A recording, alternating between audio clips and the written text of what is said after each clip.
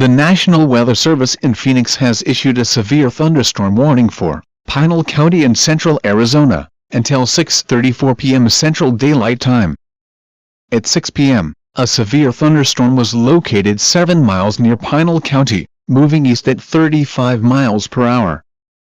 Hazard: 35 miles per hour wind gusts and half-inch hail. Source: radar indicated. Impact: hail damage to vehicles is expected. Expected damage to roofs, siding, and trees. This severe thunderstorm will be near Pinal County at 6 p.m. For your protection, move to an interior room on the lowest floor of a sturdy building.